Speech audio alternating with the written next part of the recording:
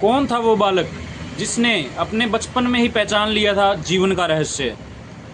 कौन था वह बालक जिसके लिए स्वयं महादेव को अर्धनारीश्वर का रूप लेना पड़ा? कौन था वह बालक जिसके लिए स्वयं महादेव को यमराज से उसकी रक्षा करने के लिए पृथ्वी पर आना पड़ा? कौन था वो बालक जो आगे चलकर महर्षि मार्कंडेय कहलाया? कौन था वह बालक जो अमर हो गया? कौन था वह बालक जिसकी आयु ही थम गई? क्या था उस बालक के जन्म का रहस्य? आज हम जानेंगे उस बालक के जन्म का रहस्य।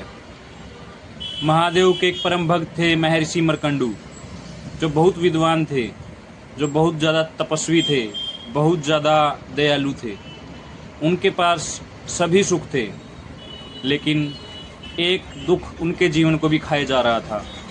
वह था पुत्र प्राप्ति का दुख।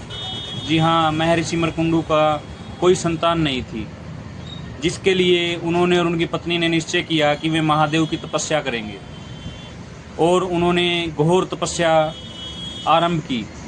ऋषि मार्कंडू और उनकी पत्नी की तपस्या इतनी भयंकर और इतनी सदृढ़ थी कि महादेव को स्वयं उन्हें वरदान देने के लिए पृथ्वी पर आना पड़ा।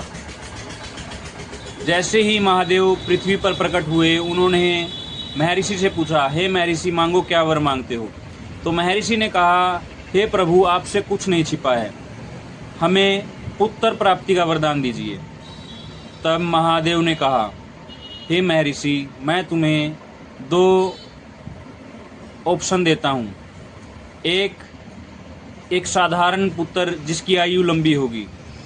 दूसरा, एक विद्वान, एक तपस्वी, एक ऐसा पुत्र जो चारों लोगों के अंदर ख्याति प्राप्त करेगा, जो लोगों को आगे चलने का एक मार्गदर्शक देगा, जो भक्ति का एक स्वयं बहुत बड़ी मूर्ति होगी।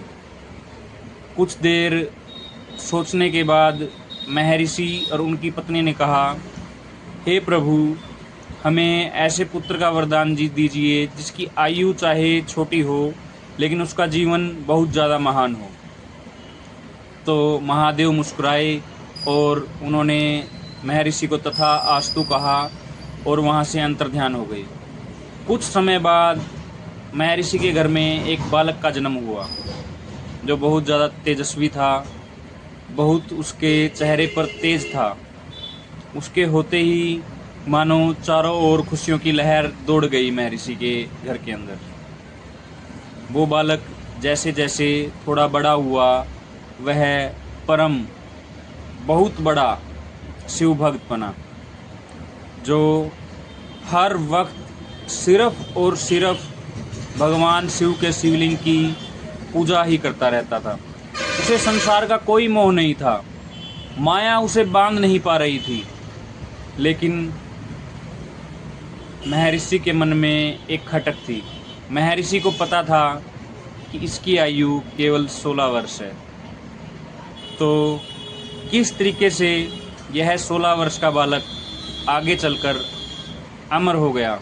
कैसे उसकी आयु 16 वर्ष ही रुक गई? कैसे वो 17वें साल तक बढ़ा ही नहीं? ये जानेंगे हम कल के एपिसोड में। तब तक देखते रहिए शिव महापुराण।